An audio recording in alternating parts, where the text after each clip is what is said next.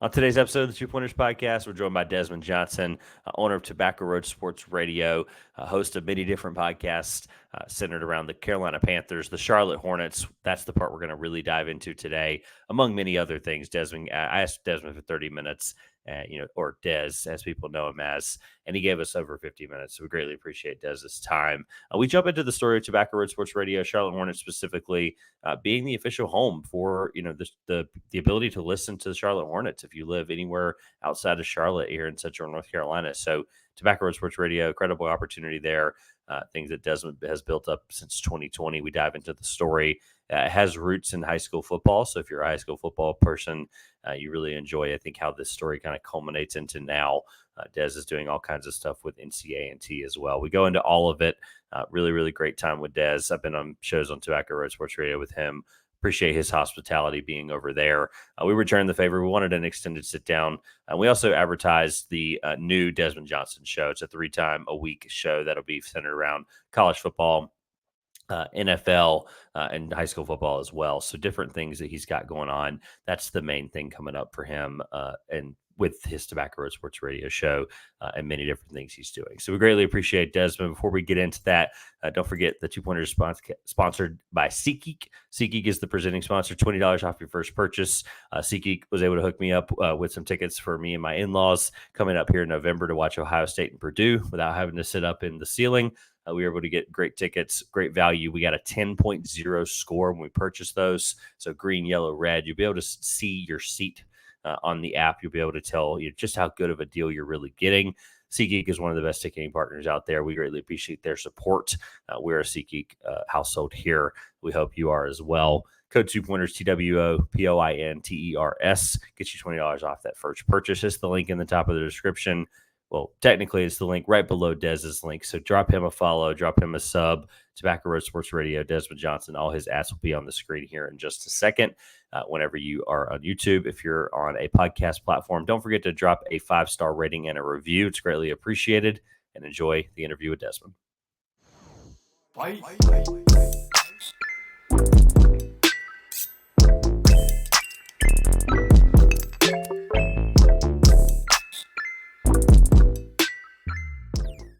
All right, we're joined today by Desmond Johnson. He is, you'll see him many different places, but the place you'll know is on the screen for the YouTube audience, Tobacco Road Sports Radio, LLC. I was going to get all the ads and stuff ready, but we got it down in the description below as well. We'll give him time to plug that.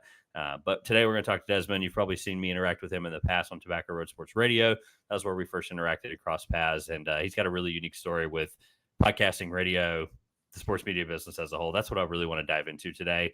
I think we're in this weird point with radio podcasting. I think you're a very insightful person on it. A bunch of different shows to talk about, things people you've interviewed before, and then a new show called the Desmond Johnson Show to promote. So before we jump into all that, I'd let people know where they can find you. First time here on Two Pointers Podcast. So if you were following me before, my old Twitter handle, do not follow it. It was DZ_3505. It got hacked by a Bitcoin bot or something. And then I just looked over it recently and Twitter's completely suspended the account, which is great. But then it tried to get me to authenticate myself and it kept telling me it wasn't me. So don't go there on Twitter/X. Go to the handle here below at DesJohnson_3505. You can follow Tobacco Road on Twitter at Tobacco Radio, on Instagram at Tobacco Road Sports Radio, and on Facebook on our Tobacco Road Sports Radio page. And go rate and subscribe our YouTube channel at youtube.com/at Tobacco Road Sports Radio for the latest sports coverage from here in the Triad here in North Carolina. I assume you liked that YouTube change with the ads, right? I feel like there was nothing wrong with it. I was really happy with it. Yeah, I like it. It makes it where it's more branding for channels or whatnot. I think it's easier to get people to your channel when it's not like, youtube.com/ a bunch of letters and digits or whatever. So I prefer it. I mean, the social media channels are kind of doing similar things with it. So yeah, I didn't have a problem switching it at all. It was actually worked out best for us. I'd have to ask, I have a friend that works in SEO and website building and all this stuff. And I'd have to ask him, there's probably a good reason for the change. And there's probably something that helps with that stuff. And so, it'd be really cool. So today, like I said, we're going to jump into some stuff centered around your background. So I'll just start with this.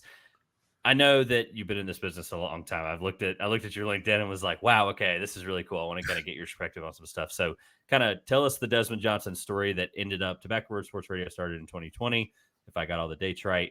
But give us a brief summary of how we got to Tobacco Road Sports Radio starting your own show in 2020. Oh man.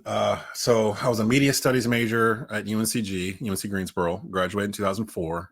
Media studies, it was kind of a mix of film, television, radio. And I got a chance to do all of that while I was there. Really fell in love with radio more so than anything else. I actually wanted to be a screenwriter while I was at UNCG. That's why I was there. And got a chance to write for the paper, got a chance to do my own little hip hop radio show on Friday nights, and got a chance to actually, I helped start Spartan TV over at UNCG. So I got a little taste of all that there. Fast forward about 10, 15 years, I've been working in call centers, doing all this other stuff, just keeping the lights on. And I started to get an itch to want to get back to radio. And over time, I eventually landed at WSJS after stints working for the Winston-Salem Journal, working for the Greensboro News and Record, but on the sales side, on the digital marketing side. Eventually parted ways there, ended up at WSJS when they were the sports hub here in the Triad. They were running, I think, ESPN radio, Fox radio, got switched over to it, Fox Sports Radio, I should say. And I helped create The Drive with Josh Graham, which is still on. It's the longest running sports talk show in the Triad. They just celebrated their 6th year on the air. I was his first producer for about a year and a half. So I helped launch that show, get that up and going. Parted ways with SJS in November of 2019. And part of that, it was a mutual parting, but part of that, I already started thinking about doing something more hyper local in the Triad because there wasn't anything that really focused on high school sports. The universities here, like North Carolina A&T, Winston-Salem State, Wake Forest, the ACC Big Four, Panthers, Hornets, NASCAR. I just hopped off a podcast, was talking about the When They Were Giants documentary that's coming out on PBS in August, which talks about Dorton Arena and how they would host WCW and NWA wrestling events there in the 70s and 80s and 90s. So there's a lot of history of sports, like right here on Tobacco Road, from the Triad to the Triangle. And got the idea to start putting something together like that was more digitally based, that could have live things that we could put out to terrestrial radio. But most of our stuff would be online because that's just where everybody is, and it's easier to get to it on your pocket than it is on a dial. And then COVID happened, like right when we were getting into the nuts and bolts of what we were going to try to do. COVID happened, shut down everything, including sports, for about 6 months. So we didn't really have anything to do or talk about. Schools were out, so we didn't have anything live. And what ended up happening when schools came back in, I think the kids finally went back like in the fall of 2021. They still weren't allowing audiences for sporting events. And if they did, it was like limited to like 50 people or something like that. So I saw an opportunity to get back into the live sports by figuring out how to link our audio to the NFHS cameras that are in every high school in North Carolina, in the basketball arena and in the football field. So once we kind of figured out, I have a relationship with my alma mater, East Forsyth. Once we figured out that we could sync up our audio to it seamlessly, it became a whole new ball game. And that's kind of when Tobacco Road started, because people couldn't get in to watch the games. So they were at home watching it on NFHS, and we were providing the audio commentary underneath it, whereas nobody else was doing that. So that's kind of where it started there. As COVID started to subside and they started letting the kids back into the schools, we started to pick up different schools on what we call sports networks, where we broadcast various sporting events for those schools. East Forsyth was the first one. Glenn here in Kernersville was the second one. Last year, we added on Grimsley and Greensboro. And this past off season, a couple months back, we added Southwest Guilford. So right now we're up to 4 schools, maybe adding on a couple more. And it's kind of like Learfield for high school is pretty much the way I describe it to people. For people not familiar, Learfield's based here in Winston-Salem. The guy that created it was a graduate of Wake Forest. And basically they do all the terrestrial radio production for most of the colleges in the country. It's based out of Winston-Salem. It's producers in cubicles turning knobs for the people on site, sending that audio to them, and they're running their commercials and everything else. And I was like, we could do that here with high schools, but it has to be a specific type of high school that has multiple teams that are good at what they do. So we have a criteria for what we pick when we bring in a school to have a network. And that's the backbone of Tobacco Road. It's the live sports, the high school sports. And we are the home for, we're the home and the production partner for North Carolina A&T. So we do all their football and their basketball for Sirius XM, for terrestrial radio, for Tobacco Road. It goes out on their Facebook page. So we do a lot of stuff with them. And we also are the home for the Charlotte Hornets here in the Triad. So it started out with a small idea of trying to broadcast high school football, and it's expanded out into this. I don't even know what, like, this basket of stuff that we do that's underneath the Tobacco Road umbrella. And the goal was just to provide sports content for the Triad because sports writers that I knew and respected were getting laid off from the newspapers here as the newspapers continued to downsize. The local television stations only had so much time to devote to specific local things, like that 5-star kid that plays football for Grimsley or for East Forsyth or whoever. So I saw a hole. There was a huge vacuum in the area, and we're just trying to do what we can to fill it. And the thing I love the most about it, besides dealing with the kids and their parents, and seeing their eyes when their kid is on a coach's show or their name gets called out during a game or something like that, it's gotten us in close to these communities as well. Because while all these places I deal with, they all know that I'm East Forsyth alumni, and they'll joke with me about it because they hate East Forsyth, they're rivals. But they also understand that I have their best interests at heart in terms of making sure their school shines as well. And what it does, it puts that school on a platform. They've got a sports network. They've got a coach's show. Their football games are online every week. Their basketball games are online every day that they play. Not every school has that. And in 2024, especially in the state, exposure is so crucial to keep a sports program up and floating because kids can kind of go where they want at this point in terms of if they have transportation, they can get there. There's ways to get a kid to a certain school. We see it in Charlotte. We see it in Raleigh. We see it on the coast, and we definitely see it here in the Triad. And what better way to entice a kid to want to come play for your school than that kid knowing he's going to get more exposure at the school playing the sport if he's really good at it, which will open up eyes at scouts, colleges looking at him than he would someplace else that doesn't have it. And that's the main goal of Tobacco Road. So we're just happy that it's growing the way it is. And I'm just hoping to continue to keep my arms around everything that we're doing right now. There's so much to unpack there, and I had some stuff that I wanted to get to. So there's some layers that I think people, especially for my national audience, is going to be kind of like, okay, that's interesting. Started with high school football, and they're going to think like, well, the Floridas, the Texases, the California, that's where you think of high school football. But Yeah. even in North Carolina, being a basketball place, which that's the common ground that you and I have, being from different parts of this, this lovely state, is that we still think this is the superior basketball state to anybody, Oh, of barring course. Indiana. There's places that like to be, interesting with that Oh, yes. conversation. But yeah, that's the other thing. We'll may touch on that at the end. But it's just interesting to think that there was not even, regardless of Learfield's affiliation with the area, right? Again, this is super localized to kind of get the history of it, but it just blows my mind to me that, like, I know high school sports are not the priority in a lot of places. Like, I mean, there are plenty of states where it's just not a priority. If you have a team like, think about like Rhode Island, where Providence Yeah. is the only thing that Rhode Island cares about. Like, that is the thing that, like, high school sports probably get neglected there more than anywhere, right? But just thinking of the fact that it was a football high school opportunity, and it turned into, and I'm trying to like kind of take us back into like the basketball part of it, and also the national part of it, is the Charlotte Hornets are not covered in the third largest market in North Carolina until something like that. Like, I can't wrap my brain around that. It's not really a question. It's more of, talk me through how that came about, because that's just, I don't believe that. And it's true. Like, I know it's true, and I don't believe it, knowing they're the third largest market. Winston-Salem's still one of the largest cities in the United States. Like, it's not like Yeah. it's some, it's not like some town in the middle of the country. I mean, North Carolina's the 13th most populated state in the country. This is a top 50 DMA for terrestrial radio when it comes to sports talk or sports radio. And there's not a sports talk station in this area. They've tried a number of times. They could never figure it out. And we're probably the closest thing to it. We're not a 24/7 type of thing, but other than what Josh Graham does over at SJS, there's nothing else really on radio that's dedicated to bringing sports and sports talk to this area. So there was room for all of us to survive and thrive, for that matter. And we're all on each other's shows, and we talk to each other and do all this other stuff all the time. But I think that was the thing, was realizing that there was an audience for this. And I think a lot of places didn't think there was an audience for high school stuff, or like the Hornets, for example. I got pushback at the time. I can say this now because they're different ownership, but at the time, I had the Hornets on WSJS because I was their creative director. And I was like, well, we're supposed to be the sports hub. We should have all kinds of sports. It shouldn't just be this and that. It should be NFL football. It should be Charlotte Hornets, because we're here in the Carolinas. I'm 46. I remember being able to watch every Charlotte Hornets game for free on over-the-air television when they first started. So It's weird to me to have to pay $20 a month to Bally to watch a Hornets team win 29 games. Like, I'm not doing it. But if I can listen to it on the radio or get to it on the radio, I'm more prone to listen to it. And we looked at it. Well, I looked more at it like when I parted ways with the SJS, and they didn't want the Hornets and they didn't want to renew it. And I knew nobody else had it in the area.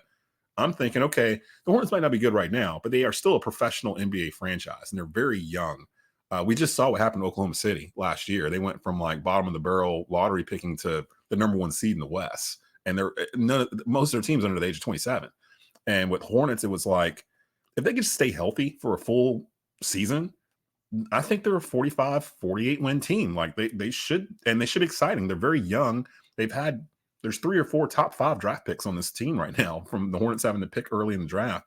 Charles So Lee like, sure can help that too. I'm yeah, speaking for Hornets fans here. That video, you would have thought like Phil Jackson took the team over when that video right. went viral. I was like, slow down. Killing it summer league. So I'm thinking man. This is more of an investment for Tobacco Road. Like, we're not going to see immediate results, but I want to have the rights to the Hornets. So when they do get good and stations start sniffing around like, hey, how do we get the Hornets on our station? They have to come to us because we've had the rights for the past 3 years and still going. So that kind of thing is what ignited the Hornets. A&T, same way. I was their point person over at SJS underneath different ownership.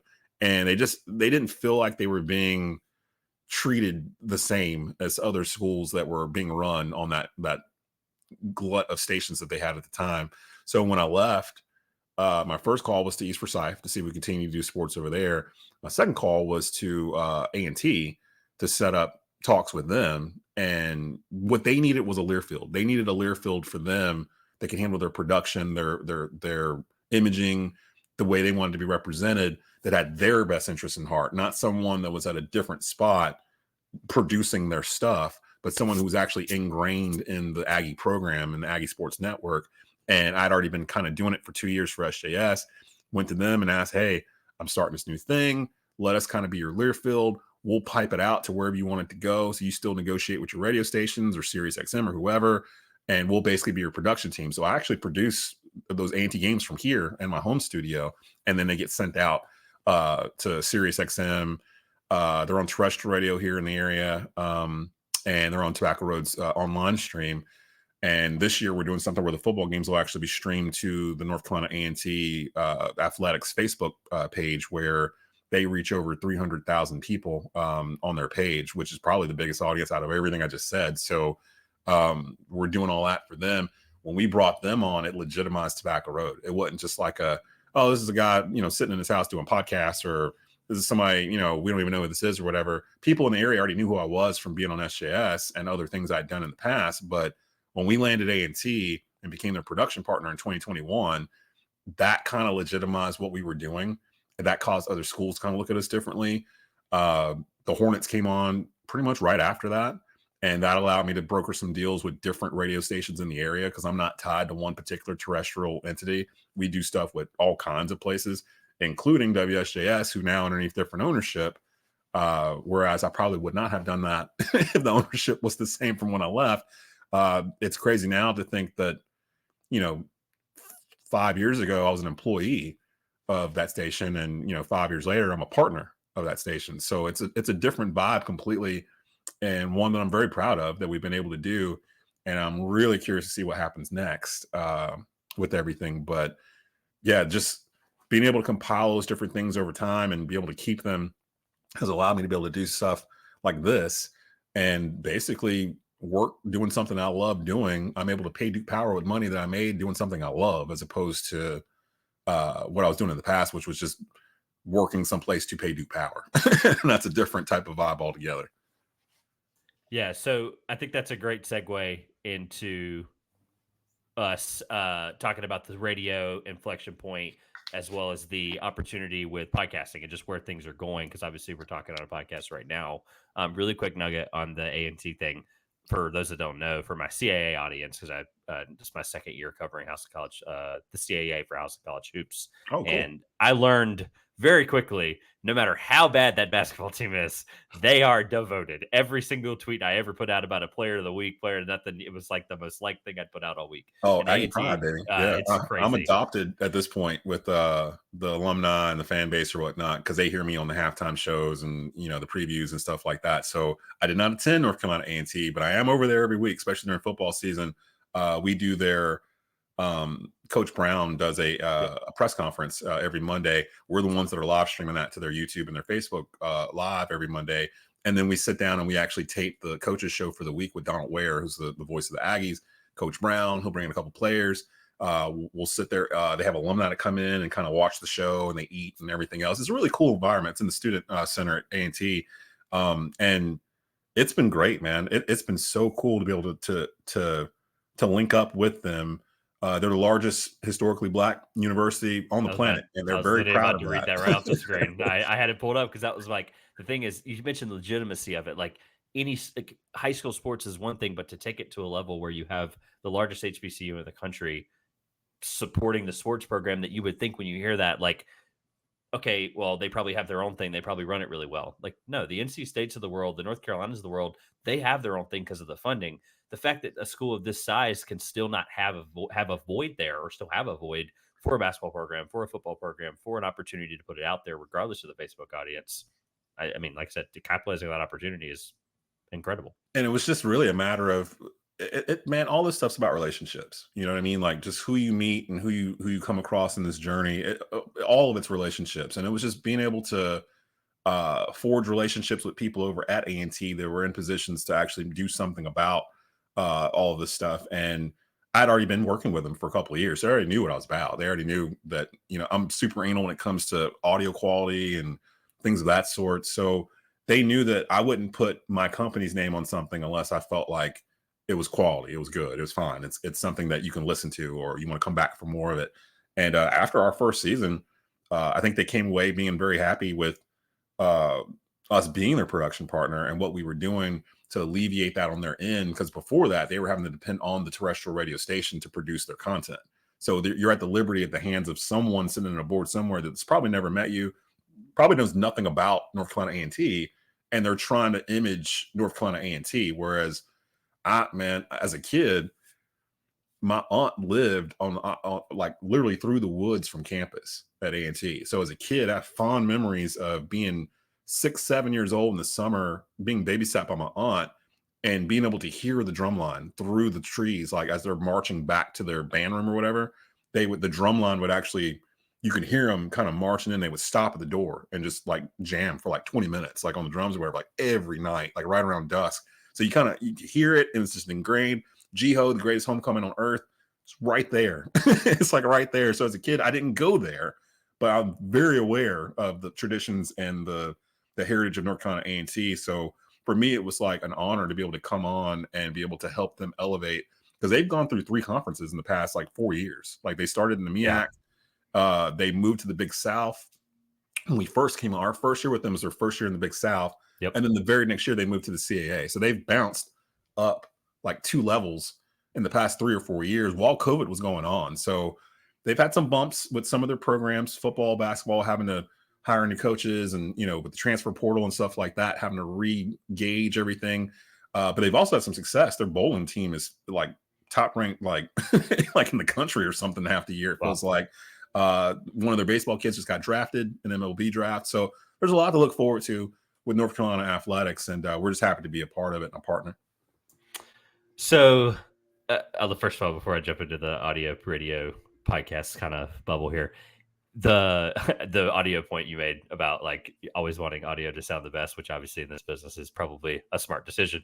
That was one of the first things you said to me when I came on a show. We were getting audio tested, and you were like, "Yeah, it sounds really good." I was like, "All right, that was worth all the upgrades." You have the same mic I do, so yeah, kudos. Yeah, it was one of those things I'll never forget because you were just like, I'd never met you first show on Tobacco Sports Radio, and I was like doing an audio test, and you were like, "Yeah, no, it's actually and you didn't have to touch anything." So, nope. So I'm going to read something that I think is interesting. Obviously, this is a smaller scale of testing here, but Edison did a study in 2017 and 2024 where AM/FM radio was 66% of share of time spent listening to spoken word audio for the U.S. population that's 13 or older. And so basically, somebody that knows what they're listening to, 13 and older, teenager, listen to sports or talk or whatever, 66% was AM/FM radio in 2017. 13% was podcast, and 21% was other. They do not specify what other is, but we're just going to assume it's something out there in the ether. 2024, but 43% AM/FM radio, 36% podcast, and 21% other. Obviously, you're still out there, WWBG 1470 AM, still utilizing radio. This question is not to like be some, I don't expect you to have the answers here to like what this industry is going to become, but how much staying power does radio really have, knowing that there's generational changes every couple of years and people are coming in and out, and then podcasting clearly has taken a market share, however that became. I mean, radio, I think it's got a large staying power. I mean, it's in every vehicle in the country.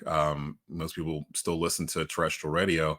I think that what's going to happen, or what's happening right now, is that the content's not necessarily changing, but the vehicle you receive the content in is changing. The car is just still like the radio is still like the actual composing of the music, but the music itself gets consumed differently every decade or so, whether it's from record to 8-track to cassette to CD to MP3. Like, there's an evolution of how you get the physical product, and I think that's what's happening now, but kind of in reverse, because what's really happening, if you notice on terrestrial radio, they're starting to pull sports podcasts and play them on terrestrial radio, which is a large part of what we do with some of the stations here in the area. We still do traditional radio type shows.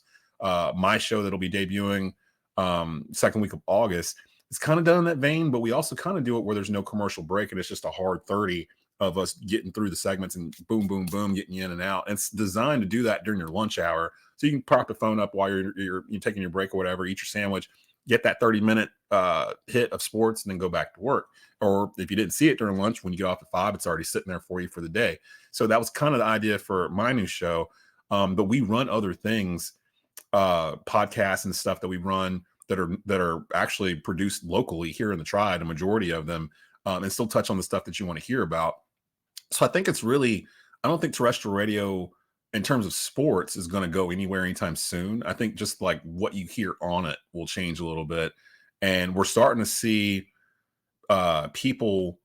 The one thing I've learned over the past couple of years in particular is that you as a person can be a brand. And like, as a brand, you can actually sell yourself. And we're seeing it now with Stephen A. Smiths of the world.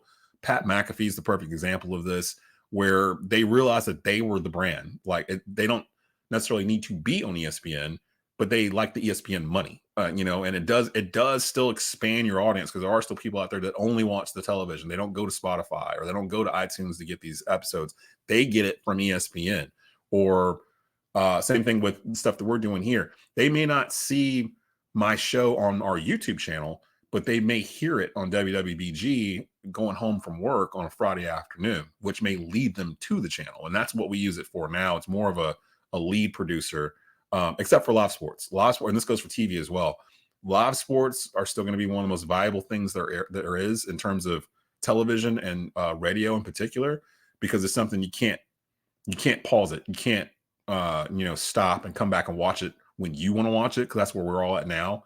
We're trained to want to watch stuff and hear stuff when we want it, and we get agitated when we can't. Like, if we can't control, like, when we're watching something, we become antsy. And that's the pull that terrestrial radio and television still has for live sports.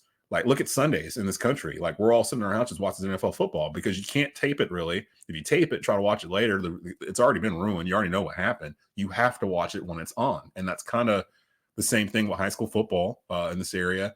If you didn't listen to it when the game was going on, you try to watch or listen to it on Saturday, you probably already know the result at that point. So that's the trick that people need to figure out that are in charge of these television stations and radio stations, terrestrial stations in particular, the ones I deal with. They've kind of seen it from what I've brought to them in terms of these live sports bring in audiences. These shows that you're doing that are focused on this particular area, they bring in audiences because they've been neglected for so long. So that's kind of where we're at, and that's kind of our mode towards it. But terrestrial radio is not going anywhere anytime soon. I think it'll just change in terms of it's what it's used for. It's not the sole way to get out anymore.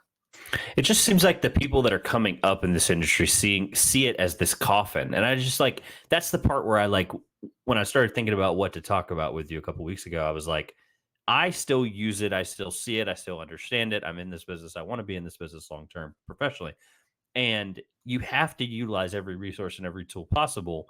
And for people that especially that are coming up the traditional way, I would call it going through college, doing the student radio station, whatever, imagine you don't have that platform. Like imagine you don't have an opportunity to be like, yeah, Yeah. there's so many people out there that that was the place that they got their experience from, whether that was trying to be an intern somewhere or whether that was just the school radio station was having me, and that was great. I think the people that are utilizing it well, like yourself, is people that are realizing that they can be a partner, not a wedge. Like I'm trying to think of a better analogy for you, but at one point it felt like people thought podcast was going to be the hammer in the like the nail in the coffin for radio. And I think the further we got into COVID, especially where things were on demand because we had no other choice, I think that really helped. I really do. Yeah. You mentioned the thing about, I'm glad that that's still synonymous everywhere. I'm not from the triad for my local folks here. I'm from the triangle, and high school football is the same way here. Like you go get a haircut or you go to breakfast. Like you could have a 7 a.m. breakfast with your family the next morning and the high school football game's spoiled. Like, it Yeah. just is what it is. Like, and Yeah. obviously around here, we don't have that platform to go and rewatch a high school football game. Like, it's just not out there, and if it is, it's very limited. And so it's just like I'm glad that that's still the same, even in places where it is readily available, which was something I thought was interesting in that last part there. And those fans are rabid too, especially if you're alumni or you live Or in a if you town played that for the team at any or played point, oh for them, yeah, those yeah, or guys your are dad great. played for them or something. Like, I mean, it's probably a mistake, but I'm in a Facebook group on high school football that's kind of designed for the state of North Carolina, but it was started by some guys down in 704, like the Charlotte area. So like it's a constant 704 versus 336 type of conversation where Charlotte owns Winston-Salem or Charlotte owns Greensboro and all this other stuff. And it's all in good fun and good banter. And it's a lot of former players from some of these schools like Shelby and West Charlotte. And, just it's fun to kind of interact with people on that kind of thing. And yes, it's high school football, but it's taken very seriously in North Carolina. The number one quarterback for the class of 2026 plays for one of our sports networks at Grimsley, Faison Brandon, right up the street in Greensboro. Bryce Baker's the quarterback for East Forsyth. He's a four-star quarterback. He'll be at North Carolina next year. And he committed last year as a sophomore, or 2 years ago as a sophomore. So there's talent here. There's been five-star kids here every year. Jadon Blair just signed with Notre Dame, the safety from Mount Tabor here in Winston-Salem, one of the high-ranked safeties in the country. Travis Shaw, who was at Grimsley a couple years ago, he's a defensive tackle now at Georgia. He was the number one or number two rated player in the country when he came out. So there's talent right here. And that goes back to my original point. That talent that's here, it gets covered on signing day, or it gets covered when they announce where they're going. They do their hat thing or whatever. And even this for a couple seconds, and that's it. What about the sit down interview with that kid, and talking to him? What about the interview with his coach? How did he get to be a 5-star player? Like, tell us your story. Like, why did you choose to go to Georgia? Why did you choose to go to NC State? Like, why? Those kind of things were the wheelhouse that we realized that we could do. And there's an audience for it. And they want to hear it. They want to see it. So that's why Tobacco Road not only got started, but is really thriving in that particular space where now we see other stations or other entities doing sports type stuff, either coming to us or kind of moving stuff around. Because again, we're in the largest schools in Guilford and Forsyth County. If we're not in there and we still need to come over and do a game, it doesn't take much for us to be able to get into the press box, to be able to call it, because we have the biggest listenership of everyone, because we're on a Friday night. We're on actually, I was just looking at the schedule a minute ago. I think week 3 of this upcoming high school football season, we'll have 5 games going on live at the same time. One will be on terrestrial radio in Guilford County as the Guilford County Game of the Week on WCOG. Another one will be on WTOB in Forsyth County as the Forsyth County Game of the Week. The rest of them are going to be online. All of them will be streamed through NFHS. So you'll be able to see the video and our audio lineup underneath. It's crazy. Like, it's nuts that it's gotten to this point. Nobody else runs more than one game on a Friday night, any of the radio stations here or anybody, any other entity in the area. So for us to be running that many games live and to give people an option to be able to hear it from home or in their car or on their phone or whatever, that didn't exist 4 years ago, So to be able to build off of that has been a blessing, and it's been fun along the way. All right, so I know I asked for 30. I got a few quick things I want to get to on the way Hit out me, here. Obviously, hit you me. got a new show we want to talk about. One interesting thing I thought about too in that whole part there about the 5-star was like traditionally those kids get to college, you see them flame out sometimes because of the lack of understanding of the moment, how to deal with media. There's things that just like catch these guys, and that prepares those kids to go out there and go to a Georgia where, as we've seen, there's some Georgia players that have made some mistakes here in the last few years, and maybe that's something if you can get to them earlier and help them understand what they're building towards and give them an opportunity to have a platform, maybe they make less of those mistakes. I'm not picking on Georgia here, but they're in the news today again as we record this Oh, geez, I on haven't July even looked yet. 26th. Yeah, I haven't even Yeah, looked yet. it's So hopefully I'll it's leave it not out. somebody that I know. Yeah. But No, not yet. no. No, we've been told that. We've been told by schools that our association with them has helped them with bringing in top talent, because after it gets to a certain point, other kids at other schools see what's going on at those schools and they're like, hey, I want to go play football there. I want to go play basketball there. They got a network. They got all this other stuff going on. So that's helped them on that end. And we've also heard from the kids. Real funny. We were doing an East Forsyth coaches show a year or two ago, and a former player had came back to watch the show with his parents on location. When the show was over, he came over to us and he was talking to me and Rod Funderburk, who hosts the show. And he was like, yeah, man, I was sitting in my dorm room and some of my teammates came in and we were listening to the show. And they were like, what are you listening to? And he was like, oh, my high school football team, they have a coaches show that runs every Tuesday night live or whatever at a place in Kernersville. So I was listening to this week's show.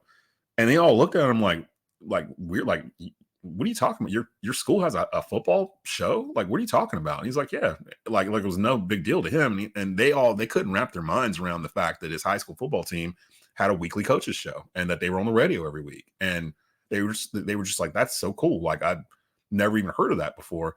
And right now we're running like 4 coaches shows across the area. So it's one of those things. It does prepare the kid, the quiet kids, they learn how to speak on a microphone, because most of these kids, especially after COVID, you put a microphone in their face, they clam up. They don't know how to interact back and forth on Q&A or whatever. And so we do prep them for that. And we do get them ready for that kind of thing. And we have been told that that's come in handy for some of the kids that have moved on and went off to school and they're doing things. They mentioned that their first real interactivity with this kind of stuff was with Tobacco Road when we were doing it for their high school. So that's been pretty cool too. Yeah, the evolution of the coaches show, I won't get into it. There's plenty of podcasts out there people can listen to, but like coaches shows were basically invented in the triangle. Like they just were with the radio stations and the ACC coaches back then, even Yeah. back to the Yeah. 50s and 60s. Like you're just another piece of the coaches show history where like now they're a mainstay. You guys have one out there. Wake Forest has one with Steve Forbes. There's one Kevin Keats has one every Wednesday night, I believe. Like Hubert Davis has one with Inside Carolina every week or whatever. Like it's just always something going on with coaches now because of their availability. Yeah. All right, dream interview that you've had so far, whether it be before Tobacco Road, doesn't matter, or now, and then favorite dream interview you want to have, excuse me, and then favorite interview you've ever done. Dream interview I'd want to have. Yeah, I think I know the answer because we've talked about this, but just somebody you'd Do love they to sit have to down with. still be with us? Do they still have to be alive? Or Oh, then I don't know who you're going to say. So yeah, no, that's whoever. Yeah, that's a good one. It could be if it could whoever. be anyone dead or alive, my idol is actually Stuart Scott. He went to high school in Reynolds here in Winston-Salem, went to North Man. Carolina. He is part of my table of 4. Like once a year we do a show where I'll have a round table, like who are the 3 people you'd want to sit with for dinner if you could choose anybody? And right now it changes, but right now my table of 4 would be Barack Obama, Stephen A. Smith, and Stuart Scott. I thought you were going to say Stephen A. That was my guess, and we talked about that a Man, little I bit. had a fan moment with Stephen A. This past season at A&T. They were playing North Carolina Central, and Monty Ross, he's the head coach for A&T. He played with Stephen A. at Winston-Salem State back in the early 90s. He played basketball with Big House Gaines. So when the game got scheduled, Stephen A. apparently told him he was going to come in and watch the game. So normally I'm not even on campus for the basketball games. We do them. Our producer will produce it on site and it gets routed back here. And for whatever reason that day I had to be there to produce. So I was actually on site and didn't know he was going to be there. And I see him come in with his bodyguard and his crew or whatever, and they sit down and he's chilling, he's watching the game. People aren't really bothering him, but you can tell there's a buzz in the arena that he's there. And I messaged my wife and I'm like, oh man, Stephen A. Smith just walked in. What should I do? She's like, you should go down and talk to him. I was like, no, I don't want to be that fan and just wander. Hey, Stephen A., I'm your biggest fan. I don't want to be that guy. So I think I texted or I put it on Twitter or something that he had just walked in, and I tagged him in or whatever. Yeah, and then like the next day, I think my account got hacked by the Bitcoin bot or whatever. So I got locked out of it. So like, if you ever did go back and check it, it's like giving like Bitcoin buying advice and stuff now on the handle. So I never got a chance to talk to him. But yeah, Stephen A. is up there as well. I'd probably, I'd put him and Stewart right there, 1A in terms of interview. Honestly, a athlete today or recently, I would love to interview either Cam Newton, who's my favorite Panther of all time. Shout out to my boy Jonathan Stewart, but he understands. Or probably Michael Jordan, because Jordan doesn't give a lot of interviews. And it would be, he's literally been my sports reference my entire life, growing up in North Carolina and watching his entire career from North Carolina onward to the Bulls and everything else. It'd be interesting to interview him and just kind of see what makes him tick, and how does he feed that competitive urge now and that kind of thing. But probably right now, either Cam Newton or Blue Marlin fishing and Blue Marlin fishing in NASCAR, NASCAR. That's he found other vices for sure. All right, really quick. What's it like doing a show with a Panthers legend? I mean, like people, this is not a football show. This is a basketball show. People get that. They're going to hear this, but they're going to go to Tobacco Sports Radio and they're going to be like, there's a legitimacy factor when people start bringing in former players and stuff there's just some people that have to see that. They have to see something where you have a former player, you have a former coach, you have somebody who's played the sport, right? And then you see Jonathan Stewart, and it's like, I know it's been going on for a few years, but like, just talk about what that experience is like, and the Panthers fans are going to be absolutely thrilled to hear it, I'm sure. Man, he fit in like a hand in a glove. Originally, this is season 5 of Believe in Panthers on the Believe Podcast Network. So I've been the host the entire time. I've had different people with me throughout. It started out with cornerback Tyrone Poole, who was the first defensive player ever selected by the Panthers. He was my first co-host for the first season. I believe he got a coaching job or something right after that. So he left, and I brought on Skylar Callahan, who's the beat writer for the Carolina Panthers for Sports Illustrated. He had already started appearing on my regular Friday show, and we had a pretty good rapport. So he came on to be my co-host for season 2. At the end of season 2, Believe contacted us and was like, hey, we're putting a former player with because they have 32 podcasts, one for each NFL team. We're putting a former player with each team. And originally it was supposed to be Thomas Davis. Thomas Davis was the first one that was supposed to be coming in. And we talked to his agent. We had a call with TD, had everything set up. We were about to do our first episode. And then NFL Network offered him a contract to be an on-air personality. So he wasn't going to be able to commit to it. So he had to drop out at the very last minute. So me and Sky were like, oh, man. And Believe's like, don't worry, we had a backup. We know someone else is going to be interested in doing this. So a day or two later, they introduced us to Jonathan Stewart. And Stu, I grew up watching those teams, rooting for those teams. The 2015 Carolina Panthers team is one of my favorite team, if not my favorite team of all time. It's also one of my biggest heartbreaks. And we've gone through that with Stu. He was on that team. He was the starting running back, 15-1. Should have won the Super Bowl. They picked a bad day to have a bad day pretty much against the Broncos. But Stu's been with us since season 3. So he's on for his 3rd season now. And I've yet, Trevor, to have a winning season for the Panthers as host.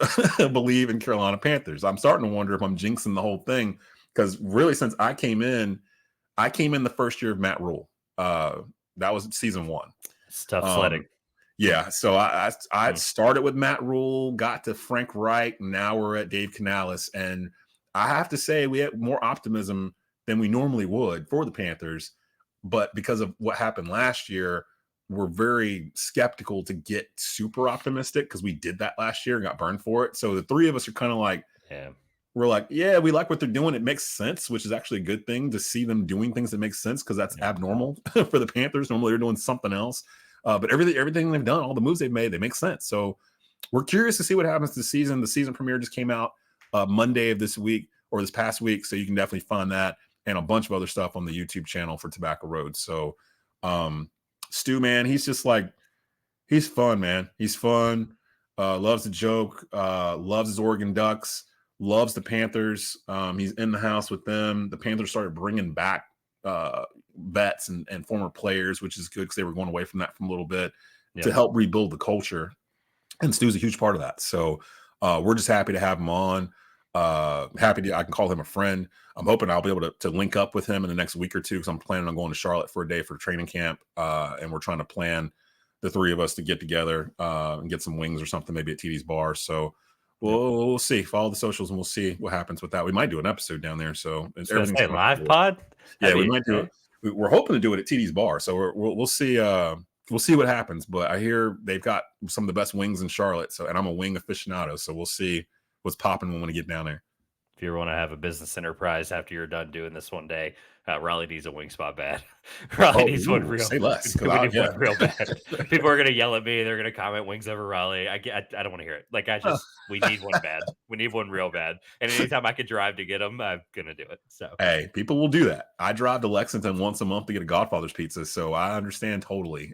People will drive for the things that they love. So. All right, you alluded to it earlier, so let's get out of here. The Desmond Johnson Show. Talk about the premise and then promote it, and we'll get out of here. So I've had a number of different types of shows over the years. When I was with SJS, I had a Saturday morning show called The Rundown that was a panel type show. We wanted it kind of like the sports reporters that used to come on ESPN. So it was me and two other folks that were set each week, and we would just go through different segments. And that led to when I left SJS, I had Rundown on Tobacco Road. It was actually the flagship show. We just continued it over here. And then eventually I stopped doing Rundown and took over a show called Franchise Players, which was a Friday afternoon show that was more interview, like one-on-one type stuff, where I'd bring in top beat writers like Brendan Marks from The Athletic or who just won an award, by the way. Just won an award. So shout out to Brendan Marks. Shout out to the NSMA that was based here. Shout out to Dave Gorin, a friend of mine who runs the NSMA.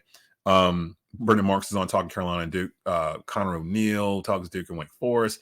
David Glenn, who's an award-winning radio show host and columnist and do everything. He's done a bunch of stuff with us. Used to read his written stuff. I can't. Yeah, the ACC Sports Journal. He would come on. So I had that thing, but I missed the panel idea. I wanted to do something kind of like First Take, where I was the quote-unquote Stephen A. Smith, but had a rotating group, but you knew what days they were going to be on and what we were talking about.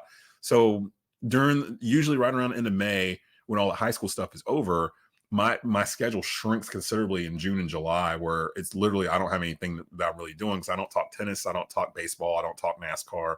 Any of the stuff that's going on in the summer, I'm like, I'm not going to waste people's time with stuff that I don't even actually watch. So I use that as my time off, and I come back in August when football revs back up, and I wanted to do something different that kind of, if Rundown and Franchise Players had a baby, that would be what the Desmond Johnson Show is. So the way it's situated, it'll be every Tuesday, Wednesday, and Friday on our YouTube channel, youtube.com/@Tobacco Road Sports Radio. It's going to be heavy North Carolina centric, but not completely. So if you don't live in the state of North Carolina, you still can find things in it that you can enjoy. On Tuesdays, it's our NFL/college football recap day, where I'll have WFM1 News 2's Jalen Gilkey, their sports anchor. He'll be on with me. David Glenn will be on with me. They'll be alternating every other week. And we'll just be reviewing the top storylines that happen on Saturday for college football and on Sunday for NFL football. And there may be some surprise guests that pop in and out during that. On Wednesday, it's all high school football.